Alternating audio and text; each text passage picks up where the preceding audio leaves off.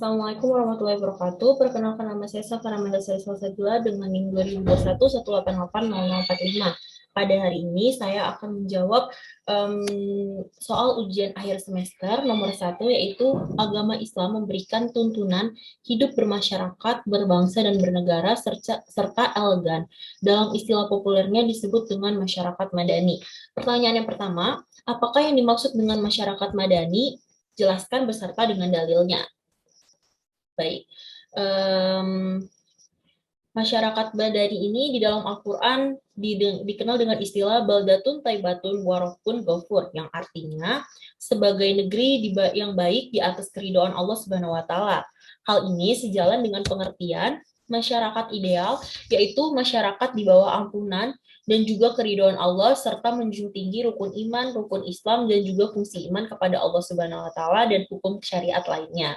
Nah, masyarakat madani adalah masyarakat yang bertuhan dan mempercayakan Allah Subhanahu wa Ta'ala sebagai pencipta dan juga pengatur segala sesuatu yang terjadi di dunia dan juga di akhirat kelak. Nah, seperti yang dijelaskan dalam Al-Quran, surah Yasin ayat 82 yang bunyinya Innama amruhu iza aradan say'an ayyakula lahu kun fayakun, yang artinya sesungguhnya urusannya apabila dia menghendaki sesuatu hanyalah berkata kepadanya jadilah, maka terjadilah ia. Kemudian surah Al-Baqarah ayat 21 sampai 22, di mana ayat 21 yang artinya hai manusia, sembahlah Rabbmu yang telah menciptakanmu dan orang-orang yang ada sebelummu agar kamu bertakwa. Kemudian ayat 22 yang artinya dialah yang menjadikan bumi sebagai hamparan bagimu dan langit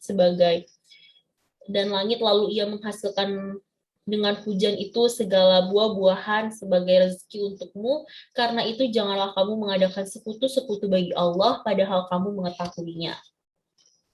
Ayat ini jelas menjelaskan kepada kita sebagai umat manusia beragama Islam bahwasanya masalah tentang manusia ini dimulai dari lahir hingga ajal menjemput.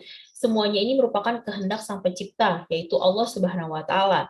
Jadi, kalau memang kita ini memang ingin kehidupan yang selamat dan berbahagia dari lahir sampai ke akhirat kelak, maka jadikanlah Al-Quran sebagai petunjuk dan juga pedoman hidupmu.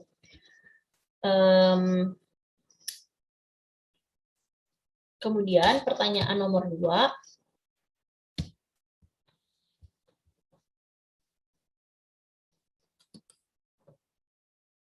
baik, selanjutnya pertanyaan yang kedua mengenai salah satu karakter masyarakat madani adalah tumbuhnya rasa tolong-menolong. Jelaskan maksudnya disertai dengan dalilnya. Nah, sebagai makhluk sosial dan juga makhluk yang tidak dapat hidup sendiri, kita sebagai manusia bahkan yang beragama Islam diwajibkan untuk saling tolong-menolong dalam segala hal kebaikan.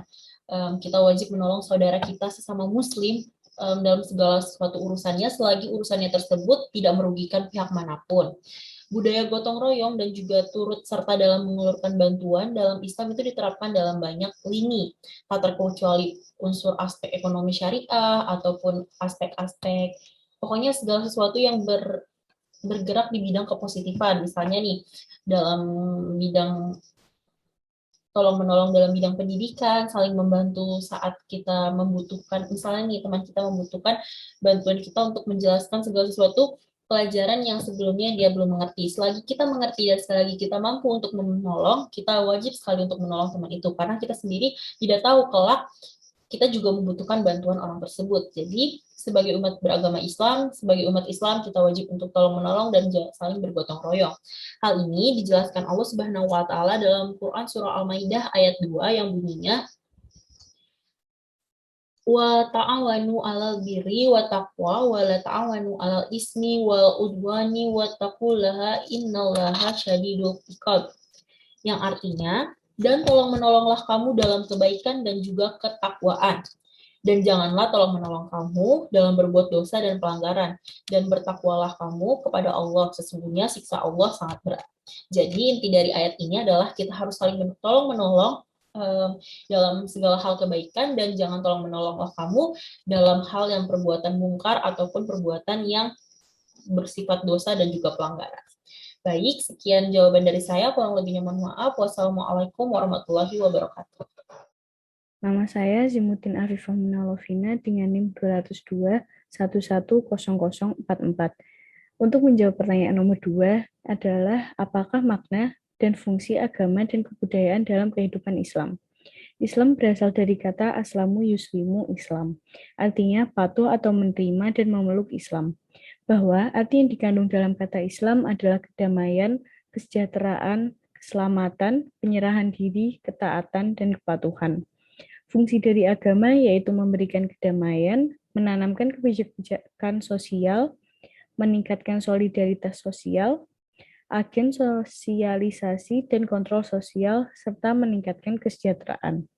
Kebudayaan berasal dari bahasa dan kata budaya yang diberi awalan ke dan akhiran an. Dalam Kamus Bahasa Indonesia, disebut bahwa kebudayaan adalah pikiran atau akal budi. Kata ini berasal dari bahasa Sanskerta, yaitu budaya, yang merupakan bentuk jamak dari budi yang berarti akal. Fungsi dari budaya sendiri adalah menjadi identitas individu atau kelompok, pengendali perilaku, pedoman interaksi sesama manusia, dan menjadi wadah penyaluran perasaan. Pertanyaan kedua adalah jelaskan perbedaan dan persamaan agama dan budaya. Persamaan agama dan budaya adalah keduanya adalah sistem nilai dan sistem simbol. Yang kedua adalah keduanya mudah terancam setiap kali adanya perubahan.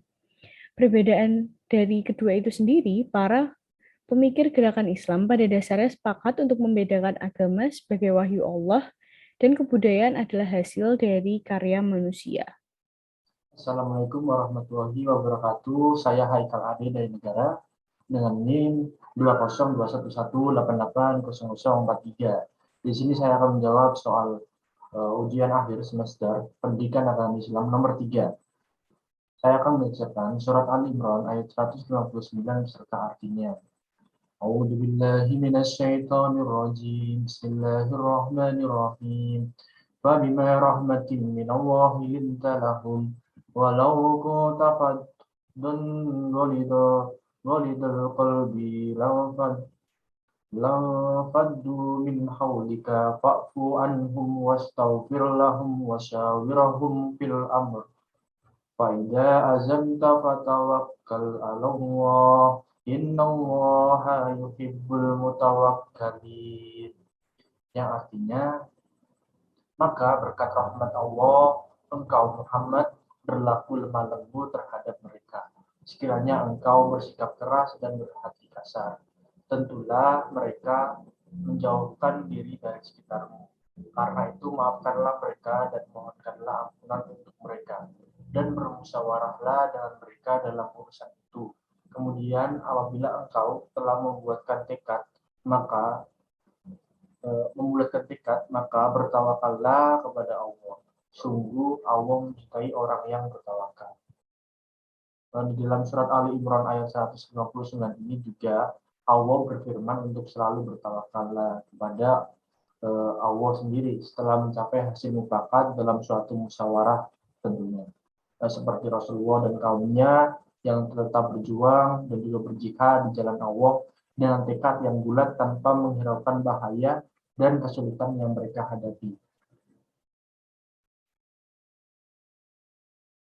Kemudian soal nomor 2 dari nomor 3 UAS PAI, di mana kontribusi politik umat Islam terhadap NKRI. Dalam Islam, agama atau sistem kepercayaan dan juga politik itu tidak terpisahkan dengan petunjuk rujukannya seperti Al-Quran, hadis, sirah Nabi, dan juga dan lain-lain. Memang persis begitu. Bukan hanya politik saja, melainkan segala hal diatur dalam Islam. Misalkan perdagangan, pernikahan, perkebunan, pertanian, peternakan, dan lain-lain.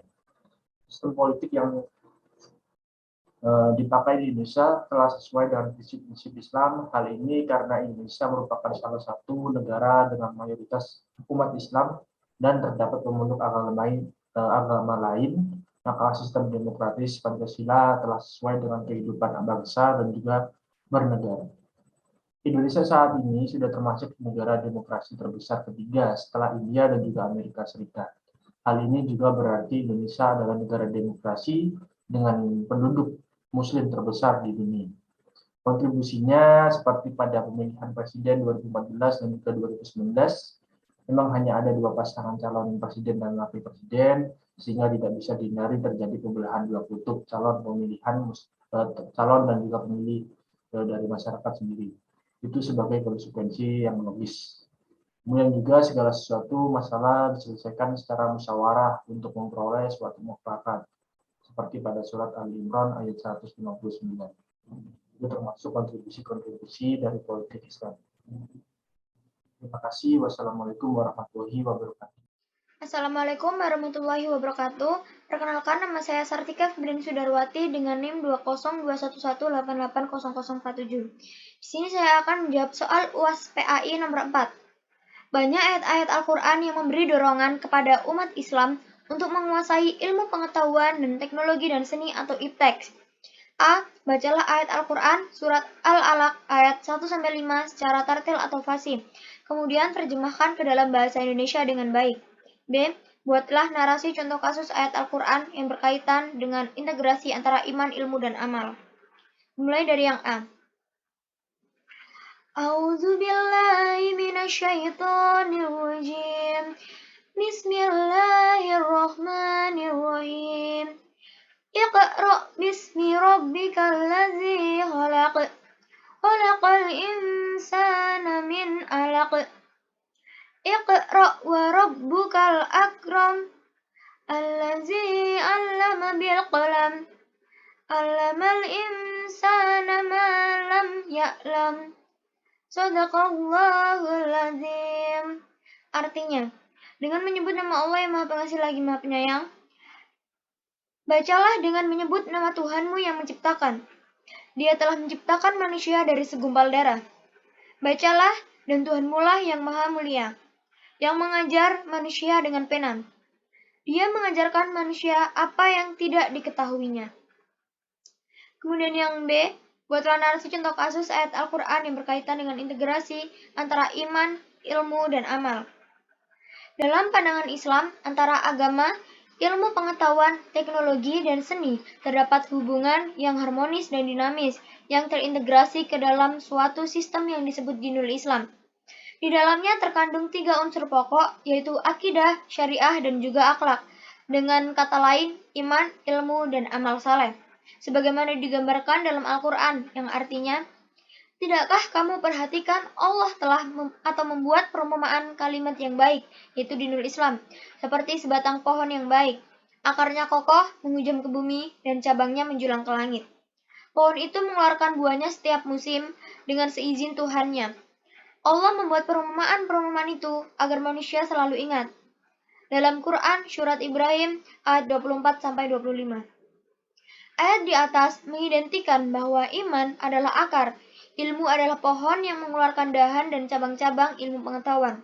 Sedangkan amal ibarat buah dari pohon itu, identik dengan teknologi dan seni. Iptek dikembangkan di atas nilai-nilai iman dan ilmu akan menghasilkan amal saleh, bukan kerusakan alam. Amal yang ikhlas itu merupakan amal perbuatan yang berangkat dari keyakinan semata-mata karena Allah, bukan karena niat-niat lain yang ada di balik itu. Ciri dari sebuah perbuatan atau amal yang ikhlas adalah apabila ia dilakukan dengan cara yang terbaik. Manusia yang berangkat dari niat yang benar atau ikhlas kepada Allah kemudian dia mengetahui ilmu yang berhubungan dengan perbuatannya itu, pasti dia akan melakukan yang terbaik di dalam hidupnya. Orang yang beramal atau bekerja seenaknya, berbuat ala kadarnya, melakukan sesuatu karena ingin dipuji orang, bukan karena Allah, biasanya selalu melakukan perbuatannya itu tanpa dilandasi keyakinan atau kepercayaan yang utuh. Demikian juga ketika seseorang beramal atau berbuat sesuatu tanpa dasar ilmu yang benar, tidak didasarkan kepada teori-teori atau syariat-syariat yang telah ditetapkan, tanpa memenuhi syariat dan rukun dari pekerjaannya itu, pasti pekerjaannya tidak menghasilkan sesuatu yang terbaik. Mana mungkin seseorang bisa berbuat atau beramal baik kalau dia tidak tahu ilmunya? Pasti perbuatannya itu akan penuh dengan kesalahan-kesalahan. Karena itu, di dalam melakukan apa saja, terutama yang berhubungan dengan agama Islam, baik dalam hubungan kita dengan Allah atau dengan sesama manusia serta alam ini, maka kita harus berangkat dari sebuah keyakinan terlebih dahulu, keikhlasan dan ketulusan semata-mata karena Allah. Tetapi pada saat yang sama kita melakukan atas dasar ilmu yang telah kita miliki itu. Inilah makna dari amal yang ikhlas. Maka ketika Allah menegaskan bahwa kita ini diberi hidup dan mati untuk menguji kita siapa di antara kita yang paling baik amal perbuatannya maupun amal ibadahnya.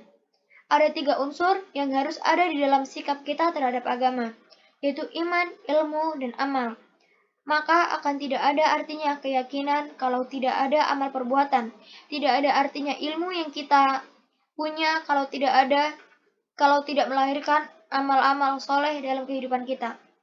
Bahkan nauzubillah ilmu yang tidak bermanfaat justru akan menjadi bumerang yang menghancurkan diri kita dan orang-orang lain di sekitar kita. Sekian dari saya. Wassalamualaikum warahmatullahi wabarakatuh.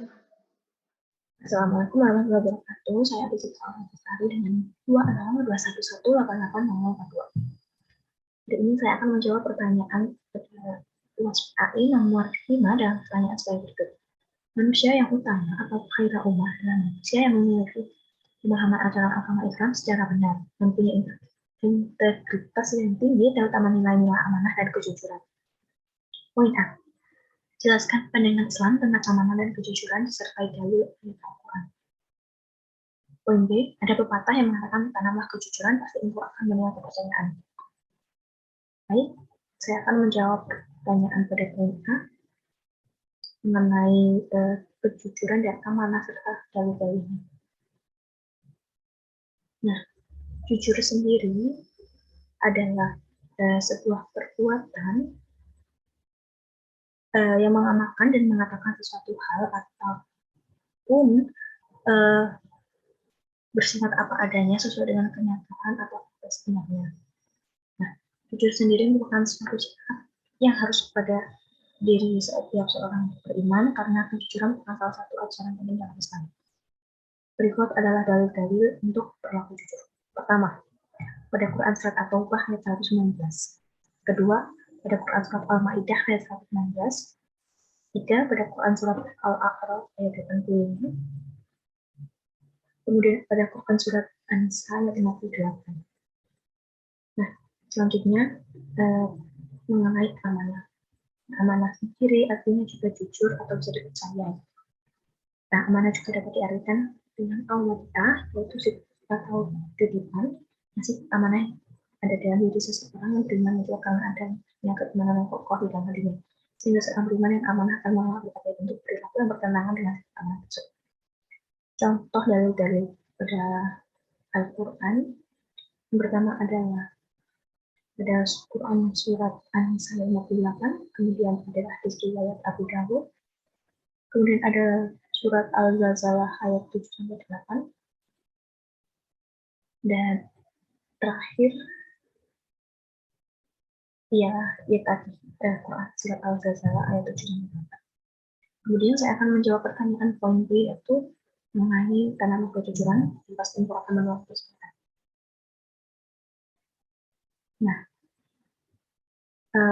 maksud dari pernyataan pepatah ini ialah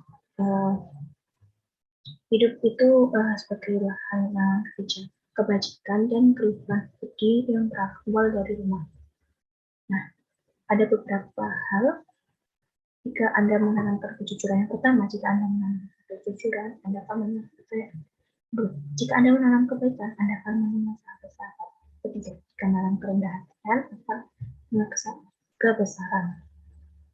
Nah, maksudnya Anda akan membuat kepercayaan adalah seseorang yang ketika sudah sekali dipercaya itu akan dipercaya, sehingga orang seterusnya itu juga akan selalu percaya karena memang orang ini bisa diandalkan. Sekian dari saya. Terima kasih warahmatullahi wabarakatuh.